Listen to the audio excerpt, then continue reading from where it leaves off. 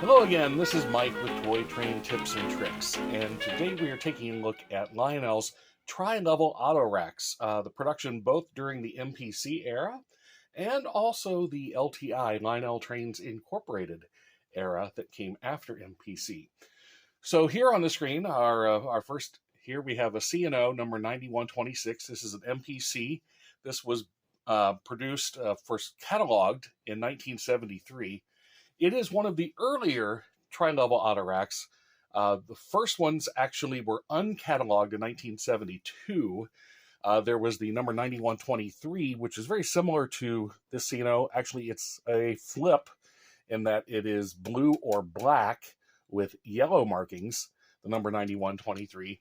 And it was uncatalogued in 1972, but then cataloged in 73 and a few years after that.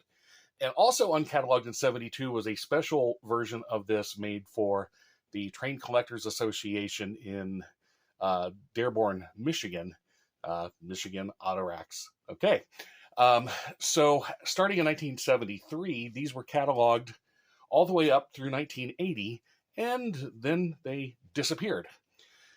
Lionel also offered a two-level auto rack, and if you notice the way these are constructed with this tab construction, here we go, with this tabbed construction, you see this level here just tabs into the one below it.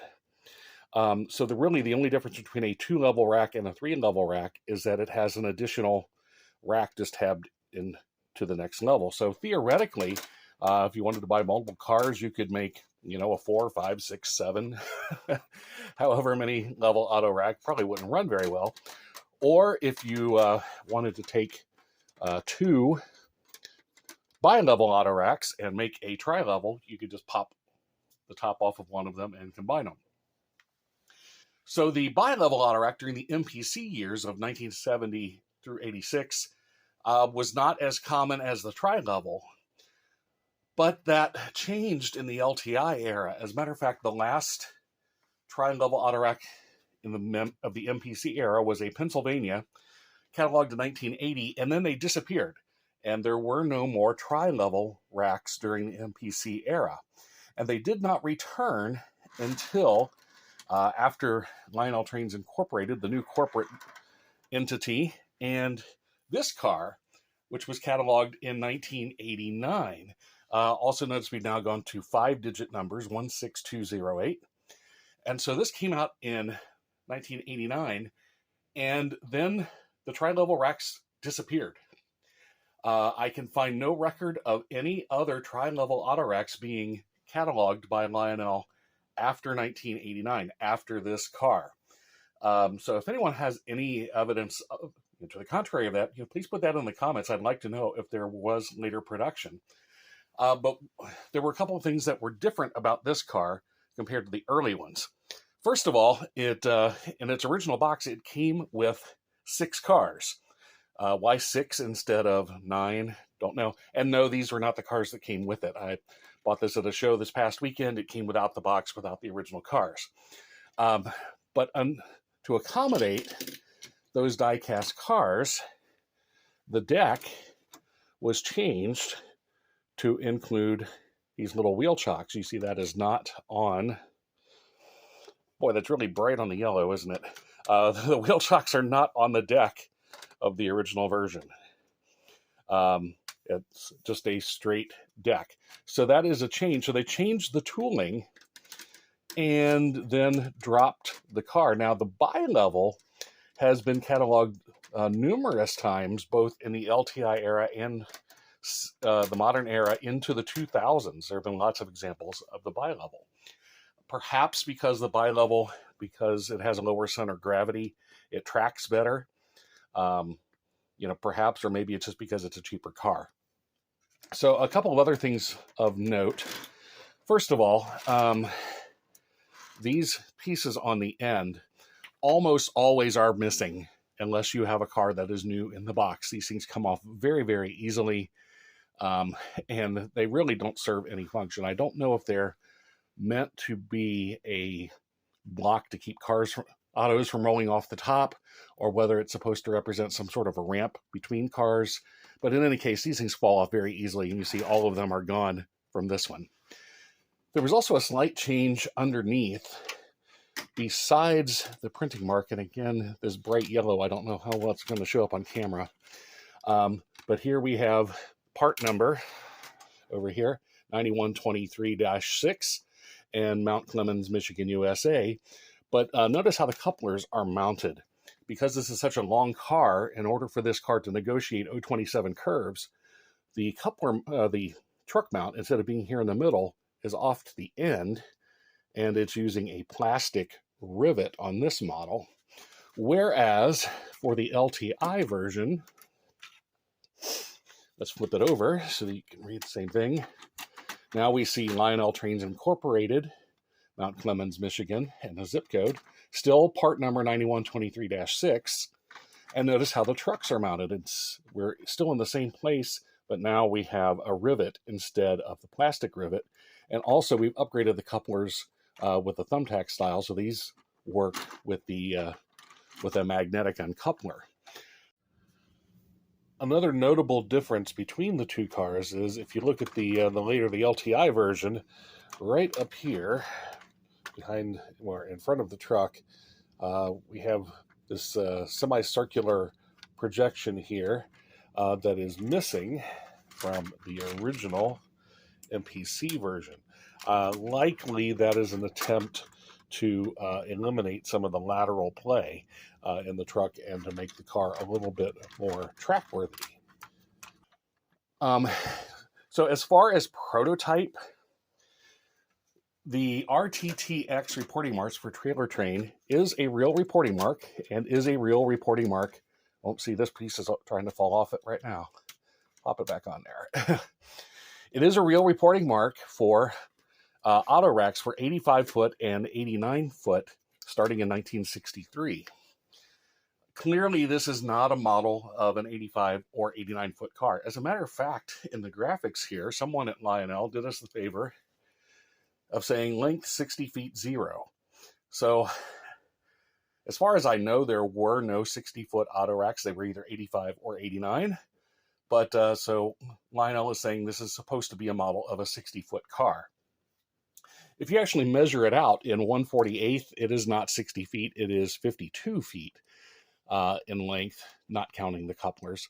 So there is quite a bit of compression going on. There were numerous different types of open autoracks made for the prototype, and this particular layout does pretty well match an early Pennsylvania car, except obviously there are sections in the middle that are missing. But the way the placards are set up and the cross braces, it's pretty close to an early Pennsylvania prototype. In the real world, open autoracks didn't last very long. They started coming along around 1963, and by the late 1960s, it was determined that the open rack was just too costly because it was open to weather damage from hail and such, but most importantly, it was open to vandalism. And so by the late 1960s, railroads started adding sheet metal and aluminum pieces between these to add some shielding to the lower racks, and the top was still open, but these shields kept getting more and more and more complex until by the late 1970s, the first totally enclosed autoracks came out, and that's the standard today, a fully enclosed car. Also in real life, the difference between a tri-level rack and a bi-level rack is that the tri-level racks were generally used for sedans and smaller cars. The bi-levels were, there was more space between the racks, unlike with the Lionel version here. So the bi-levels were used for vans and light trucks, taller vehicles. So the actual difference in height of the car was not as pronounced as it is in Lionelville between having 3 racks and then stopping at only 2.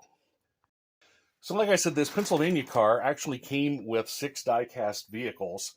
And so you think, great, I can put my 1/48 O-scale vehicles on these autoracks. So here is one from Menards off of one of their flat cars, and obviously this is way too big for these auto racks. So you think, well, what about 1/64th? Maybe they're more like S scale. And so let's take some Hot Wheels, which are roughly 1/64th. These are off-brand Hot Wheels, but still roughly 1/64th. And it's a little better, but these are a little bit on the small side. So ideally, you're really looking for something around 1/50th to 1/55th, which of course in the automobile model world is very rare. Doesn't help. Another consideration on these is if you're going to use vehicles, if you're going to use die-cast vehicles, keep them down low and maybe try to put plastic ones on top. These cars, because of the high rack, tend to be very top-heavy. And so the best thing you can do if you're going to use vehicles or any type of load whatsoever is to add weight to these cavernous spaces underneath.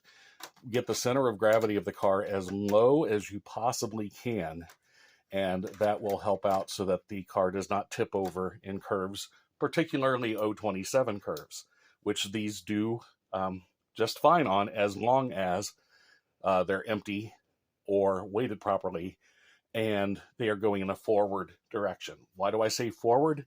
Yeah, you don't want to switch with these. Again, as we look at how the trucks are mounted, the inherent disadvantages to truck-mounted couplers, even when it's mounted through the middle, is as the force goes back, the truck wants to tilt to the side, and especially when you hit something like a frog and a switch, the truck wants to go up and over and derail. By moving the mount all the way to the back, that only increases the amount of leverage that a backing train has against the truck, and it will want to tilt and derail. So these are not things you want to use in your yard.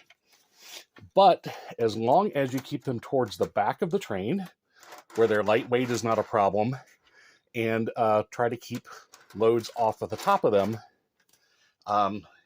unmodified, they work just fine. So if you are modeling the mid-1960s to about 1980 and you want to add some variety to your layout, give a consideration to these tri-level auto racks.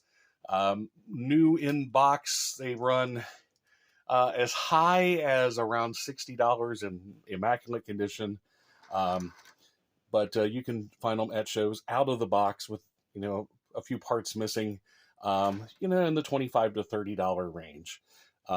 This one was part of a bundle, this plus another car for $20 at a show this weekend. So, if you wheel and deal, you can get some better bargains on these. So there it is, the Lionel tri-level auto rack, made from uncatalogued starting in 1972, cataloged starting in 1973 through 1980, and then LTI made one run in 1989 with the 16208. And again, if anyone has evidence of the tri-level racks being run after 1989, please put that in the comments. I'd be happy to know about that. And again, don't confuse these with the scale auto racks that Lionel has come out with now that are another 40% longer than these, and certainly won't go through either 027 or 031 curves. All right, so until then, again, I hope you liked the video. If you do, please give me that thumb up, that like, that share, subscribe, hit that notification bell, and tell your friends and tell your neighbors. And until next time, keep the trains running.